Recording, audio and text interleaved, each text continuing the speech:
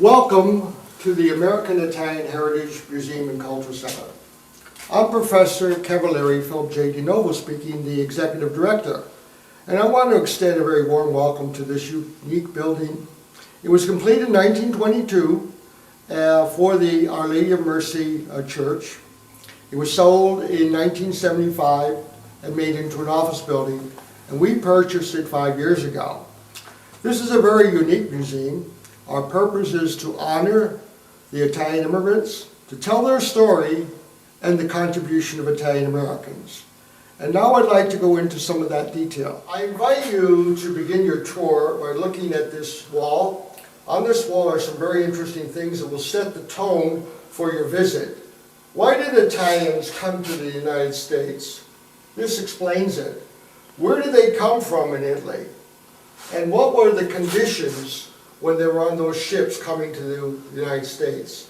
This trunk here is an example of some of the trunks that people would bring, and in it would be their life's work, whether it be heirloom or clothes or whatever. But to tell you the truth, many Italian immigrants had very little. They were the poorest of the poor, and they came to this country to better their lives and to make it better for the Italian immigrant room. A fascinating room. The state of New York told me that this is a treasure, and it is. There are artifacts and memorabilia that have been collected over a 30-year period. I hope you'll take the time to read the various articles and various signs that tell you what you're about to see. My hope is that you will begin to see the difficulties, the problems, the sorrows of the Italian immigrants. This room is a part of the immigrant room, and I'd like you to come in and look at these old photos which really tell a story. They say a picture is worth 1,000 words. Look at this lady. You can just imagine how difficult life was for her. And all those wrinkles on her face tell a story. And over here we have the great poverty that many Italian immigrants experienced because they were unskilled and found life very difficult in America.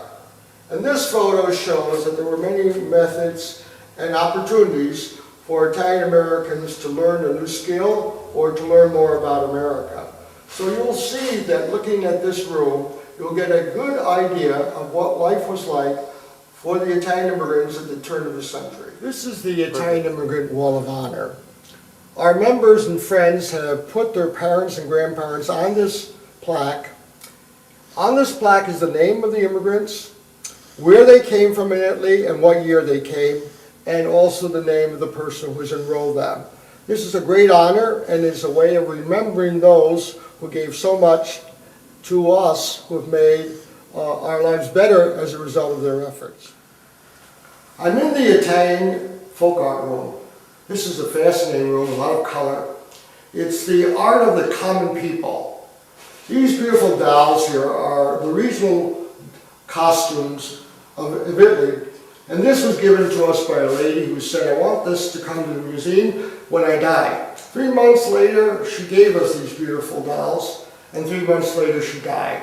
I think it's a great tribute to her that she wanted to share the beauty and uniqueness of these dolls by giving us those dolls to put on display. In this room are the art of the people in the various regions of Italy. So please take the time to read and to identify the region that we're trying to explain, because there's so much in this room, it's going to take you some time, but it's very worth your time. We're in the Faith of Our Ancestors room. I'd like you to notice that this is a rosary bead made out of olive pits. This is the altar stone from the Italian parish here in Albany. And then I'd like to show you that we have honored the Italian American Jews, the Orthodox, the Italian, Albanian, Greek Catholic Church, the first Protestant church in the United States, and the first Italian parish.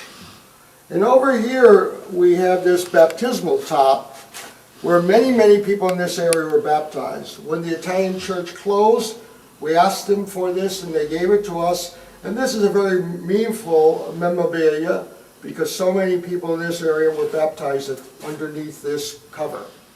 This room has... Throughout the year in this building we celebrate our various Italian traditions and customs from Easter to Christmas. This Christmas exhibit is a beautiful exhibit. It's an Italian traditional presepio, the nativity scene.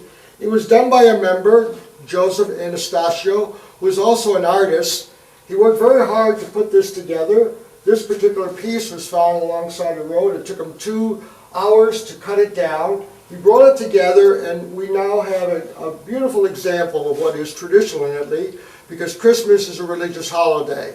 So if you come in Easter, we'll show you our Easter traditions, but throughout the year we celebrate what it means to be an Italian American. We are in the old photo exhibit room, a very unique room, because these photos are one of a kind. They tell about life in the United States by Italian immigrants. Many of these photos are very vivid in showing you how life was lived in the United States at the turn of the century. So please take time to read and begin to appreciate life as it was lived at that time. On this wall is our Italian regional foods. Italian food is the most popular ethnic food in the United States, and each of the regions has a number of unique foods that I'd like you to learn about. By reading the picture, you'll begin to see the difference between food from the north and the south, and also the food, how it was influenced by various invasions. It's very interesting, very informative, and you'll begin to see why the food is different from region to region. We are in the room that we have identified as the contribution of Italian Americans.